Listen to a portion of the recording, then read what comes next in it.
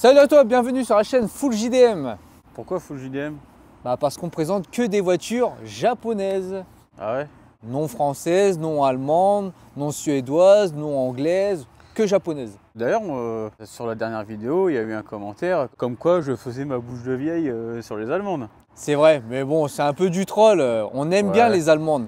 Peut-être les sur quoi? Je sais pas, moi, t'as une idée? 205 GTI, tiens. 135 bourrins avec un turbo pour 2 litres. En japonais, 1 litre 6, 150 chevaux.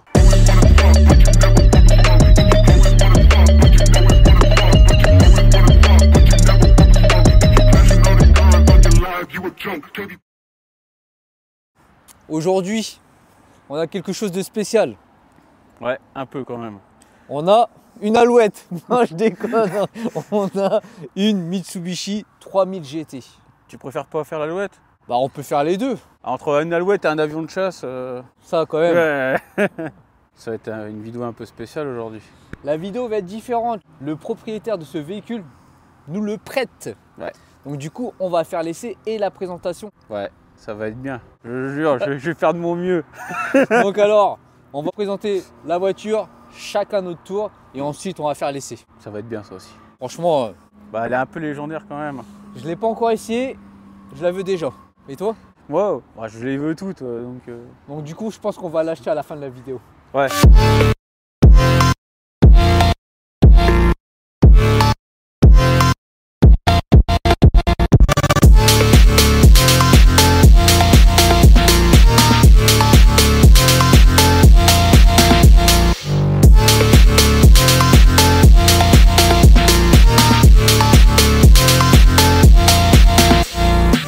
Alors, aujourd'hui, on a une voiture spéciale, une Mitsubishi 3000 GT VR4.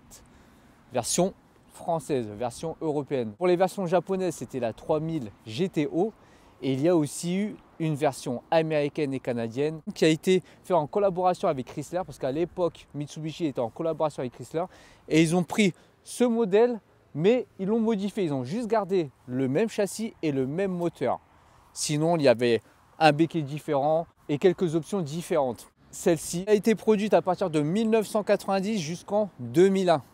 Il y a eu plusieurs versions. Il y a eu une version atmosphérique et une version turbo. Celle-ci, c'est une biturbo. Cette voiture japonaise, à l'époque où elle est sortie, il y avait plusieurs concurrentes. Elle était là pour concurrencer la fameuse Honda NSX, la fameuse Porsche 911 Turbo, la Dodge Viper. Comme aux japonaises, il y a eu la fameuse Toyota Supra, la Mazda RX-7. Donc franchement, il faut dire qu'elle est arrivée dans une année où il y avait pas mal de grosses pépites qui sont super prisées maintenant.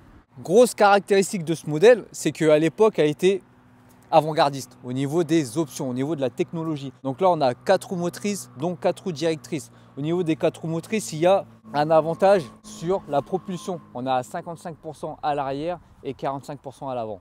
Et il y a aussi le pack aéroactif. Donc, niveau esthétique, elle est assez aérodynamique. On a des entrées d'air niveau du pare-choc et niveau du bas de caisse.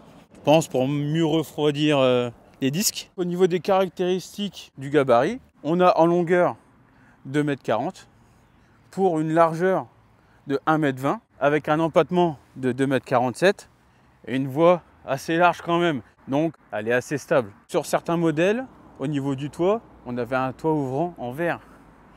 Et ça, je pense que c'était pas mal pour l'époque. Il ne devait pas beaucoup en avoir. Et elle est montée de série avec du 17 pouces en 225 de large. Ça accroche pas mal, on va dire. Et comme l'a dit Newton au début, elle a un pack aéroactif. On a un aileron qui est large, qui fait presque toute la voiture, qui se lève à partir de 80 km/h et qui redescend à partir de 50 km/h quand vous baissez de vitesse. Et à l'avant, vous avez aussi une lame qui ressort. Et tout ça, c'est pour monter l'avant et faire baisser l'arrière, pour qu'elle accroche mieux. Et au niveau des couleurs, on n'a pas trouvé beaucoup d'infos. Noir, rouge, bleu aussi et blanche. Je pense que blanche, il n'y en a pas eu beaucoup parce que c'est salissant quoi. Au niveau de l'intérieur, elle est vraiment top, telle une sportive GT. Ce qui est bien, c'est qu'au niveau du tableau de bord, on a la console centrale qui est vers nous, vers le conducteur, comme à l'époque sur la Toyota Supra. Il y a aussi les sièges en cuir, baquets, électriques. Derrière, vous avez 2 places. Et franchement, pour cruiser ou pour attaquer, je pense que tu dois vraiment être bien installé dans cette voiture. Après, il y a vraiment beaucoup d'options. Il y a bien sûr la clim, les vitres électriques, rétroviseur électrique. Et un truc intéressant pour l'époque, c'est qu'il y a un petit écran LCD au niveau de la clim. Chose qui était rare pour l'époque. Bon, on va passer sur la partie motorisation. On est sur un V6 3 litres biturbo dont le code moteur c'est 6G72 et le bas moteur une thune base de Pajero. Ils ont repris le moteur du Pajero puis ils ont fait bon bah on va faire un moteur sportif les gars. Pour ce qui est de la puissance, il y a eu le Gentleman Agreement au Japon. Du coup ben, elle développe une puissance de 286 chevaux mais elle est débridable. Alors pour ceux qui en ont une et qui ne le savent pas, au niveau du solénoïde Westgate, il y a une petite bride en caoutchouc que vous pouvez enlever. Et là, magie, vous gagnez au moins 50 chevaux. Le moteur est assez robuste. D'ailleurs, il est assez connu pour ça. Il a arbre de sortie renforcé. D'habitude, sur la propulsion, vous avez 18 cannelures au niveau de l'arbre. Et là, vous en avez 25. Autant dire qu'avant que ça casse, il faut y aller. Et le moteur a été forgé d'origine. Je pense qu'il pourrait accepter des puissances assez élevées. C'est un moteur qui prend 7100 tours. Il fait du 0 à 100 en 5 secondes 1 et vitesse max 250 km/h. Mais ça, c'est bridé électroniquement. Au niveau du couple, c'est un V6. Hein. C'est pas un 4 cylindres Honda qui a pas de couple. On a 407 Newton de couple quand même. Et ça, c'est pas rien, franchement.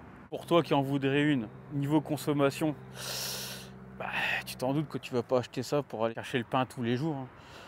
Donc en consommation mixte, on est à 12 litres au 100. Et en sportive, tu as 20 ou plus. Elle fait 1 tonne 7, cette caisse.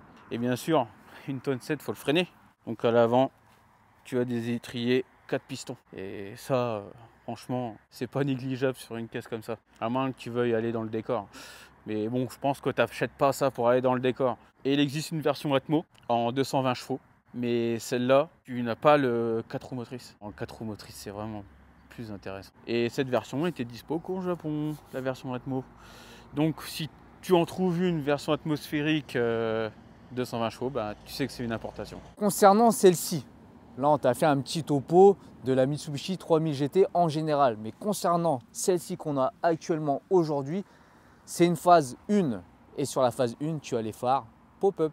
C'est ça qui est vraiment top par rapport aux autres phases. Donc au final, moi, personnellement, je prendrais la phase 1, je ne prendrais pas la phase 2 ou la phase 3. Je prendrais cette phase-là. Au niveau des équipements, comme on l'a dit tout à l'heure, au niveau de la technologie, elle était en avance pour son temps. Donc on a des suspensions réglables électriques avec un mode touring et un mode sport. Comme j'ai dit tout à l'heure, il y a 4 roues motrices, 4 roues directrices qui s'enclenchent à partir de 50 km/h. Pas comme par exemple l'ancienne Prélude. Celle-ci, c'est un millésime 1993. Le volant est réglable en hauteur. Il y a aussi l'airbag, chose qui était rare aussi pour l'époque d'avoir un airbag. Celle-ci, elle a l'airbag. Elle a toutes les options en vrai, de toute façon. C'est pour ça qu'il faut l'acheter. Bien sûr, l'ABS. Et un truc aussi, c'est qu'elle n'est pas tout à fait d'origine. Parce que sur celle-ci, on n'a pas la ligne d'origine. On a une ligne Mongoose. Elle vient tout droit d'Angleterre, un spécialiste anglais. Bien sûr, débridé, fait plus de 186 chevaux, fait plus de 300 chevaux. Il y a un radiateur Mishimoto et des gros échangeurs. Parce que limite, elle est en début de prépa quoi. Elle n'est pas en prépa, mais un début on va dire. Tu as aussi l'Y-Pipe en inox et une pompe à gros débit. Cette voiture a eu plusieurs phases, dont plusieurs stylages. Celle-là, c'est une phase 1, comme l'a dit Newton. Et la différence avec les phases 2, c'est que quand elle est sortie, il y a eu une nouvelle loi de sécurité qui sont sorties. Et là, ben, ils ont dû retirer les pop-up pour mettre des phares fixes. Du coup, ben, le design change. Vous avez le clignotant qui est juste en dessous du pop-up, qui va aller un peu plus haut, juste à côté du phare. Ça va faire une petite boursouflure. Et je trouve ça un peu moins beau quand même. Après la phase 1, la phase 2 a eu des étriers qui ont été changés. Ils ont mis des étriers plus gros. ils ont été un peu restylisés. Mais le plus important, c'est le freinage. Donc ils ont mis des étriers plus gros. Cette voiture, quand elle est sortie, elle coûtait 450 000 francs. Avec l'inflation de maintenant, ça fait à peu près 105 000 euros. Ça fait un peu cher quand même. J'espère que la présentation de la voiture t'a plu. On a essayé de donner le maximum d'informations qu'on connaît. Et j'espère qu'on n'a pas trop dit de bêtises. Ouais, après si tu as plus d'informations sur la voiture, bah, qu'est-ce qui te reste à faire, Mais un petit commentaire, de toute façon on lit tous les commentaires. et toutes les informations en plus que tu peux nous donner sur cette 3000 GT seront les bienvenues. En attendant, j'ai qu'une hâte, moi, c'est l'essayer. Merci encore au propriétaire de nous laisser sa voiture pour qu'on puisse la présenter et qu'on puisse aussi l'essayer, donner notre ressenti. Parce que là, franchement, depuis tout à l'heure, je la regarde et j'ai qu'une envie, c'est de monter dedans et la conduire. En plus, blanche comme ça, c'est très rare et moi, j'adore le blanc sur une voiture. J'adore ça. Et comme je te l'ai dit tout à l'heure, c'est que je l'imagine bien en mode F40 Liberty Walk, c'est-à-dire blanche avec ici le rond rouge qui représenterait le drapeau du Japon. Ça irait parfaitement avec la voiture. Et tu sais, moi je la verrais où aussi et comment? Ouais. Dans mon garage. Ouais, comme il a dit, faut bien laisser la vitesse s'enclencher. Ouais, avant de vouloir passer la vitesse. Ouais, faut pas y aller comme un bourrin, comme dans nos Honda, quoi. Là, c'est tu débrayes, tu passes ta vitesse tranquillement, tu l'enclenches bien et c'est bon. Première impression du coup là, en mode cruising.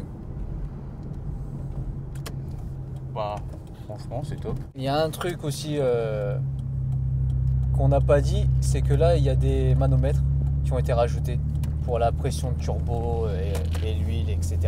qui sont ici.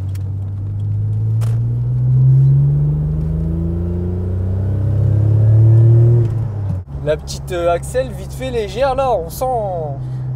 Ouais, et encore, on n'a pas vraiment... Non, il n'a pas appuyé dedans. Hein. Non. Mais on sent qu'il y a quelque chose. Ouais. Tu sens qu'il y a du biturbo quelque part. Là. Et elle est vraiment confortable. Hein. En tout cas, niveau côté passager, pour faire de la route, ça va.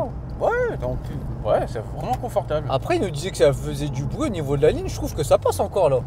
Ouais. Qu'est-ce que t'en penses? Non, franchement, comme je m'attendais à pire. Hein. Moi aussi. Bon, là, j'avoue que le bruit assourdissant. Ça dépend à combien de tours t'es en fait. Ouais, c'est ça. Là, tu vois, 2000, ça commence à gueuler. Ouais, je retire ce que j'ai dit. Pour faire de la route, c'est nickel, mais il faudrait peut-être changer la ligne. À vos risques et périls. Bah. Sinon, tu mets des bouts de caisse ou tu mets la musique à fond. Ou tu remets la ligne d'origine. Ouais. Et tu remets une autre ligne avec des clapets. Ça, c'est pas mal les lignes avec les clapets. Bah, merci Jean-Phi. Franchement, super caisse. Il dit déjà que c'est une super caisse. Ah ouais, ouais. Bon, la voiture en elle-même, elle est en bon état pour son âge. Bon, si vraiment t'es maniaque, comme moi un peu, bah, tu refais quelques trucs. Tu refais les sièges en cuir nickel. Bon, ils sont déjà assez propres, mais si tu veux les rendre neufs, il y a moyen de faire quelque chose. Carrosserie, tu refais une complète et c'est bon quoi. Faut dire que ces voitures cotent en ce moment. Ouais. Donc c'est-à-dire même à un kilométrage assez élevé, on va dire entre 100 000 et plus de 200 000, la voiture se vend entre 15 et 25 000 euros, on va dire. Et même 15, je suis gentil, hein. Ça se trouve pas là. Oh, oui, tu sens qu'il y a quelque chose. Hein. Et tu sens que c'est 4 roues motrices aussi. Hein. Ouais. Et au niveau des routes directrices, tu sens un petit peu quand même un truc, hein, non? Pour l'instant, ouais, ça s'active à 50, on va voir là. Ah, je le sens moi. Ouais. Je le sens que ça tourne de l'arrière. Je sais pas pourquoi. Est-ce que ça te le fait? Moi, j'ai senti quelque chose. Ouais. Je sens que t'es pas obligé de trop braquer pour tourner. Bon, après, même moi, côté passager, j'ai senti que tu vois, les roues arrière accompagnées. Donc après, toi, je pense que tu le sens mieux que moi. On va le voir à la voie d'accélération. Ouais. Ouais. En plus, avec l'aileron qui se baisse à partir de 50. On va voir ça. Hop, 50. Hop là. C'est baissé? Ouais. Bah, 80. Hop là, voilà. Ah, t'es déjà à 80 là? Oh, tu sens le couple. Ça change de nos Honda. Oh putain.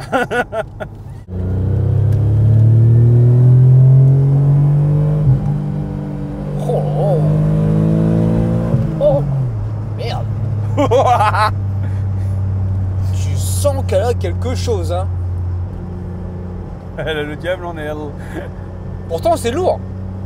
Mais Ouais, tu sens que ça part. Une tonne 7. Ah mais tu le sens bien s'activer les roues arrière. Ouais. Ouais, tu commences à tourner, tu sens que ça...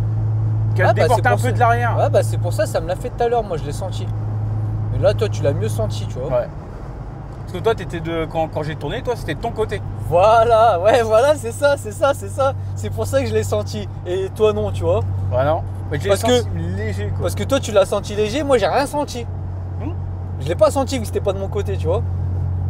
Un truc de dingue. Et franchement, pour une voiture de 1993, elle a des options incroyables. Ah, puis on a oublié de dire aussi, les amortisseurs électriques. Il y a tellement de capteurs qu'en fait, elles s'adaptent à la route. Et ensuite, si tu as envie de te mettre en mode sport pour avoir les suspensions plus dures, tu te mets en mode sport. Et si tu veux te mettre en mode touring, pour que ça soit plus souple, bah, tu appuies sur le bouton. Avec ce petit bouton là, hop, j'appuie et là je suis en mode sport. C'est instantané. Ah ouais, tu le sens? Bah, tu sens que c'est plus dur direct là. Ouais. Direct, ouais. Le moteur il est forgé, je me demande combien elle peut encaisser de chevaux. Moi aussi. On nous a parlé vaguement de à peu près 900. Ouais, parce que en vrai, bon, elle est plus lourde que ses concurrentes, que la Toyota Supra, que la RX-7, que la NSX, etc. Elle est plus lourde. Mais le moteur comme la Supra, il est forgé d'origine. Et ce qu'elle a en plus, c'est qu'elle a 4 roues motrices. Ouais. Donc le fait qu'elle ait 4 roues motrices, ça prend tout normalement. Donc si tu lui mets plus de 1000 chevaux, avec 4 roues motrices, même si elle est plus lourde, bah je pense que ça doit être vraiment pas mal du tout.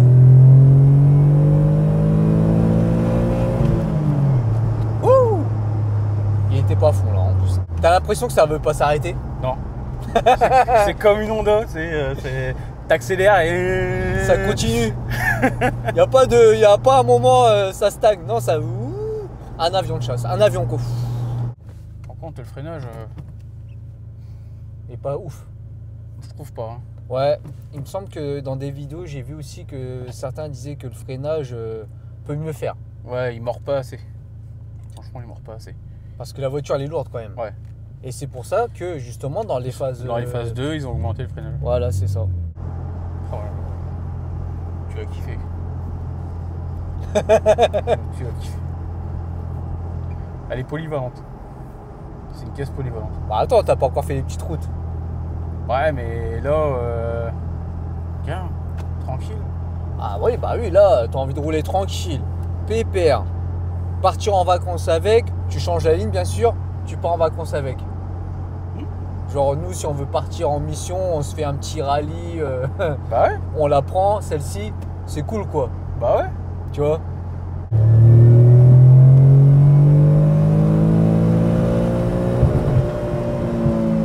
Oh shit.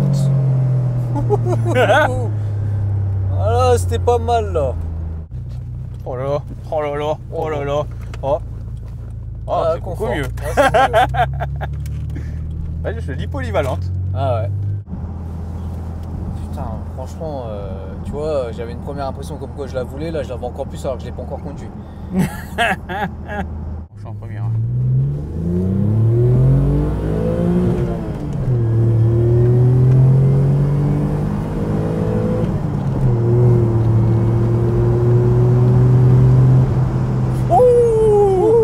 Oh, oh, oh, oh. il y a de la puissance, hein. Ouais. Et ça bouge pas.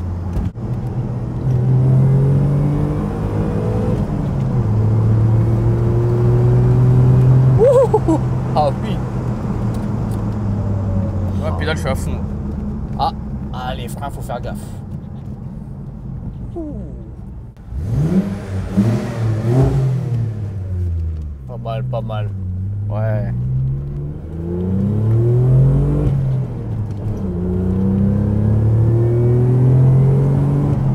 C'est quelque chose. C'est quelque chose. Ouais. La boîte est assez spéciale, Ouais. mais t'as pas besoin de te presser en fait. Après, je pense que c'est une question d'habitude, vu que nous, on a l'habitude d'avoir des boîtes de vitesse différentes. C'est sur nos voitures. Attention, le petit rond-point du Seigneur, il passe nickel. Ah ouais, là, tu sens. Putain, c'est un délire. Tu sens bien la direction derrière. En fait, tu croirais que tu pars de l'arrière. Ouais, t'as l'impression que tu pars de l'arrière, mais en fait, non, tu pars pas de l'arrière. Mais c'est incroyable. T'as vu, t'as l'impression qu'elle part, mais en fait, elle part pas, elle tourne de l'arrière. Bah oui. C'est un truc de malade. Toi, tu l'as senti quand j'ai tourné à gauche. Ouais. Moi, je l'ai senti quand j'ai tourné à droite. Ça faisait un effet bizarre. Incroyable. Par exemple, hein, tu me donnes 20 000 euros, 25 000 euros, tu me donnes le choix entre une voiture des années 90 comme celle-ci et une voiture actuelle, bah, je prends celle-ci. T'as quoi à 20-25 000 euros pour les voitures actuelles, plus récentes? Plus récente. Bah, t'as une Clio. Golf. Oh, Ouais. désolé. Une Audi, voilà, c'est bon. Ouais, t'as une Audi, Une classe A, Quattro. une Mercedes classe A. Et encore là, on parle de motorisation pas élevée, parce que si tu prends une motorisation élevée essence, c'est 40, 50. Ouais. Donc ça là, waouh.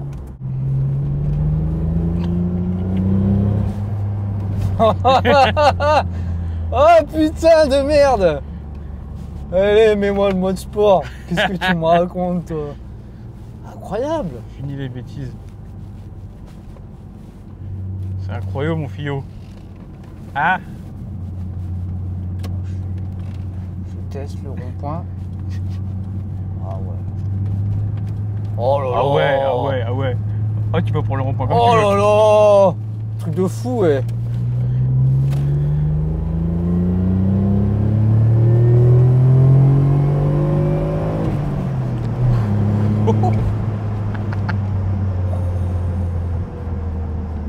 Comment dire? Vas-y, dis-nous tout. T'as l'impression de conduire un avion qui se téléporte d'un point A à un point B et que ça continue à accélérer. Tu prends pas un gros coup de fouet parce qu'elle est lourde. Tu vois ce que je veux dire? Genre, Ouais. quand t'appuies, tu prends pas un gros coup de fouet, mais quand même envoyé en arrière, tu vois. C'est sur la longueur. Mais ça continue en fait. Ouh, ça continue. Incroyable. Parce que tu sens qu'elle est lourde. Donc du coup, tu sais, t'as pas le coup de pêche comme si une voiture légère et tu sais, t'appuies à fond. Tu vois ce que je veux Non. dire? Mais au rond-point, c'est incroyable, j'en refais un. T'as l'impression qu'elle va chasser derrière, mais elle chasse pas, Ah ça non. tourne. Truc de. Eh, ça fait flipper d'un côté. Wow, mais ça c'est trop bien ça. Eh, c'est de la balle.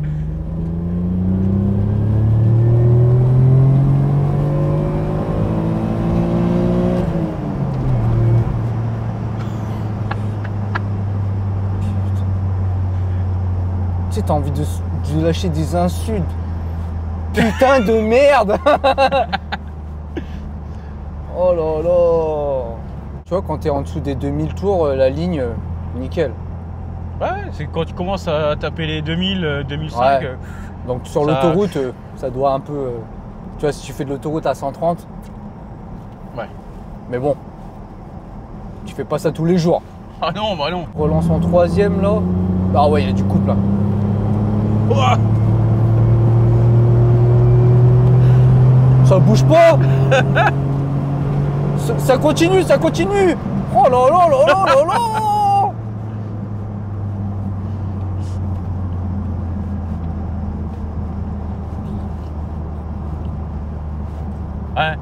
Ouais. Merci, merci, merci Jean-Phi, merci. Incroyable. Bon, du coup, on fait quoi? On va parler avec lui.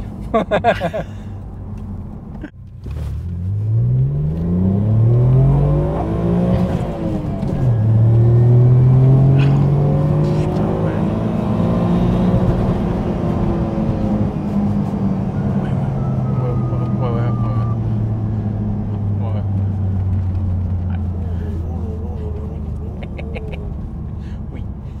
Bon, on va quand même expérimenter le mode touring. Bon, la voiture est assez large hein, quand même. Oh,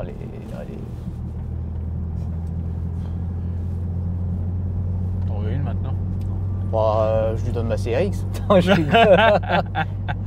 Bon, on va peut-être faire un petit échange. En fait, le truc, je pense aussi, c'est qu'il y a trop de voitures qu'il faut essayer pour adopter. C'est pour se rendre compte que c'est du lourd, quoi. Ouais. Tu vois ce que je veux dire? Donc c'est pour ça que ça se peut celle-là. Elle n'a pas été super cotée, etc. Mais je pense parce que les gens l'ont pas essayé. Non, bah, tu vois, c'est un peu ce que certains disent. Avant, ils n'étaient pas Honda, mais on les a fait monter en Honda, essayer Honda, et les mecs, ils ont fini en Honda, quoi. Parce qu'ils ont kiffé le comportement de la voiture. Oh ouais, mais non. 407 Nm de couple. Ah. Je te rappelle. Ouais. Bon, j'ai déjà eu des voitures qui avaient à peu près le même couple, hein, mais c'est différent. Ouais, mais après, c'était quoi comme modèle? Bah, la Crossfire SRT6, là. Compresseur, du coup. Ouais, compresseur, du coup. Différent. Et La Audi. Et il me semble pas que j'avais autant d'allonge. Hein. Ouais, la Audi, bon, c'était un TDI, l'Audi A5. Voilà, hein. c'est un diesel. Et diesel en plus de couple.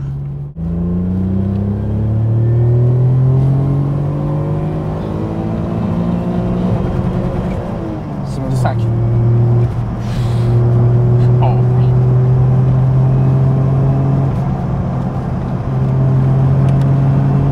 Oh, le cochon. Le cochon de ses morts. Ah, ça va en faire fermer les bouches de vieille, hein. Putain, que d'émotions. Oh, ouais. Que d'émotions. Je comprends pourquoi elle est dans le film, en fait. Que d'émotions. Merde. Ça s'arrête jamais.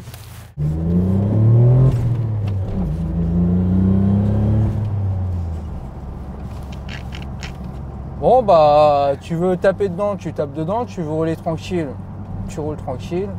Là, on n'a pas besoin de prendre des vitesses excessives vu que c'est des petites routes. Donc voilà, tu as des sensations rapidement, quoi. Ouais.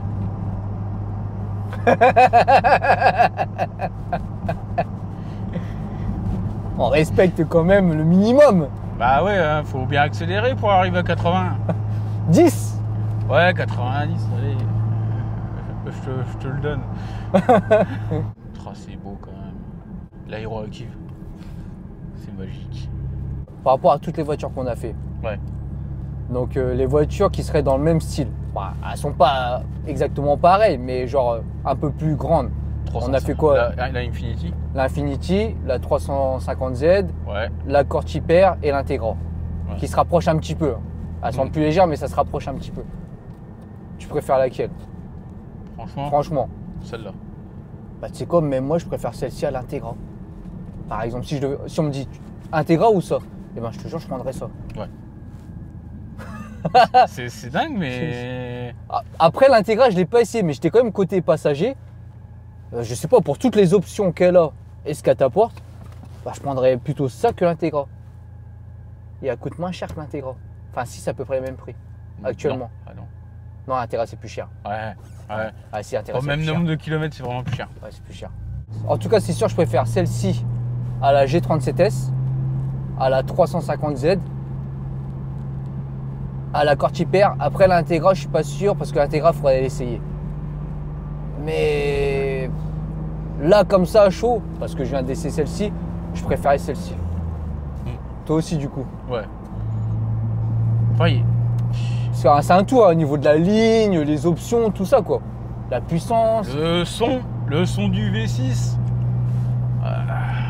Après, la ligne Mongoose Elle y est pour quelque chose. fait aussi. Hein. D'origine, tu as les suspensions électriques réglables. D'origine. Donc, tu n'as pas besoin de mettre des ressorts courts, des combinés filetés. C'est d'origine. Ouais. Donc, tu appuies un bouton, je suis en sport. Tu enlèves, je suis en mode tour. Tu laisses en mode tour, selon la route que tu vas prendre, ça va s'adapter à la route, la suspension. Ouais. Vu qu'elle a les suspensions adaptives. C'est Ouais. un truc, c'est incroyable ça. Alors que tu vois, genre sur certaines voitures, ils sont obligés de mettre des combinés filetés et puis de rajouter un truc pour pouvoir appuyer sur un bouton pour pouvoir régler les combinés, tu vois. Bah ouais. dans certains combinés. Je donne Tain comme exemple, mais il doit y avoir d'autres marques, tu vois. Bah je pense qu'ils sont aussi inspirés de cette caisse en fait. Quand tu regardes. Bah ouais, parce qu'elle était avant-gardiste cette voiture. Alors, est-ce que tu as aimé? beaucoup. Ah, moi j'ai surkiffé. Je pense que depuis le début de la chaîne, c'est la voiture que j'ai le plus aimée. Pareil. Elle est dans mon top 3 sûr. Ouais. Voire top 1. Après on les a pas toutes conduites. Mais même si on les a pas toutes conduites, toutes les options, les sensations, la voiture, la ligne... La puissance, l'adhérence. Ouais, tout, il y a tout ce qu'il faut quoi. Même si je l'aurais pas essayé, je pense que je l'aurais mis dans mon top 3. Et vu que là je l'ai essayé, bah, encore pire. C'est proche du top 1. Ça donne encore plus envie. Il faut savoir qu'il y a plusieurs anecdotes sur cette voiture. Et on va en citer quelques-unes. Ouais. Ce modèle, c'est 3000 GT, Mitsubishi 3000 GT. Tu peux la retrouver dans un film. Avec Jackie Chan. Eh oui. Et il s'appelle comment le film? Thunderbolt. Alors c'est un film où tu as l'histoire d'un mec qui travaille en fait avec Mitsubishi au niveau des courses. Et tu verras à la fin du film, il fait la course et il conduit celle-ci, mais en phase 2 ou 3. C'est pas la phase 1, il n'y a pas les phares pop-up. Ah, moi je m'en souviens. Et bien sûr aussi le fameux film Fast and Furious. Où il y a eu beaucoup de japonaises. Ouais, toutes les japonaises. C'est à cause de ce film-là qu'elles ont pris la cote. Ah oui. D'ailleurs. Et tu peux aussi retrouver cette voiture dans le fameux jeu vidéo Gran Turismo. Et Need for Speed Underground 2. Moi je l'avais. Moi je suis de l'époque Gran Turismo. Lui c'est l'époque Need for Speed. Ouais. Il est plus jeune que moi. Ouais. Il y a une petite histoire en Amérique avec cette voiture. Un homme nommé Richard Tuck ou Tuck, je sais pas. Tuck in English. Tuck. Motherfucker. En 1994, qui a parcouru 4800 km de Californie jusqu'à New York avec cette voiture. Et il a fait le voyage en 38h54. C'est l'un des voyages transcontinentaux les plus rapides de l'époque. Le mec, il a dû bien appuyer quand même. Je pense aussi, ouais. Il a dû bien consommer d'essence. Mais bon, aux États-Unis, l'essence n'est pas chère. Elle a été aussi utilisée dans pas mal de compétitions, dont le dragster, les courses de circuit, les courses de rallye. Et bien sûr, dans les équipes de course, ils ont fait quoi avec la voiture? Ils l'ont modifiée, ils l'ont améliorée. Ah bah ça, si t'as pas une voiture améliorée en course, de toute façon. Bah voilà. Combien de chevaux ils ont mis à ton avis? Forgé, allez 1000. Ouais. En 1995, Mitsubishi, ils se sont dit, tiens, si on allait sur l'autobahn en Allemagne. Qu'est-ce qu'ils ont fait? Ils ont fait un record de vitesse à 321,4 km/h. La plus rapide de l'époque. Ah ouais, la plus rapide de l'époque. Ouais, pas mal du tout quand même. Ils ont fait fort. Ouais. Et bien sûr, on va finir là-dessus. À l'époque, elle était considérée comme la voiture la plus avancée en termes de technologie. Dans les années 90, les suspensions électriques, l'écran LCD au niveau de la climatisation, siège électrique, il y avait vraiment plein d'options. Les options, de toute façon, on les a déjà citées, mais en termes de technologie, elle était vraiment en avance. Donc, du coup, dans les années 90, elle était vraiment réputée pour ça. Donc c'est pour ça qu'avec Oignon, on va l'acheter. C'est notre prochaine voiture, les gars. Ouais. Alors, j'espère que la présentation de la Mitsubishi 3000 GT t'a plu. Franchement, ça nous a fait plaisir de la conduire. Donc, si tu as aimé la vidéo, tu mets ton like, ton commentaire, tu t'abonnes à la chaîne si tu n'es pas encore abonné. Et il faut qu'il partage aussi. Ouais, si tu as envie, bien sûr. Non, tu as envie de partager. Attends, tu as vu ce qu'on te ramène quand même. Tu la partages avec tes amis. Tous tes potes qui ont des voitures japonaises, tu les invites à passer sur la chaîne. Donc, soit nous prêter sa voiture, on fait le test, on fait la présentation, soit toi tu es là et tu nous racontes ton histoire, pourquoi tu es passionné de voitures japonaises, comment ça se fait que tu as acheté ta voiture, etc. etc. C'est le but de la chaîne. Et pour ceux qui ne sauraient pas où on est situé, on est à Reims, dans le 51. On a beaucoup de messages, ah j'aimerais bien venir, vous êtes d'où? Il y a certaines personnes qui nous demandent, ouais, si vous êtes de passage dans le sud, à Bordeaux, etc., dans le milieu de la France, en Bretagne et tout, dites-le nous. Le jour où on se déplace, on vous le dira. Puis si on peut faire la présentation de votre voiture, il n'y a pas de problème. Parce que c'est vrai que pour certaines personnes, ça fait un peu loin. C'est ça. Mais en tout cas, il y en a pas mal qui font la route. Donc ceux qui font la route, merci à vous. Franchement, ça fait plaisir. Sur ce, on vous laisse. Ciao Mina.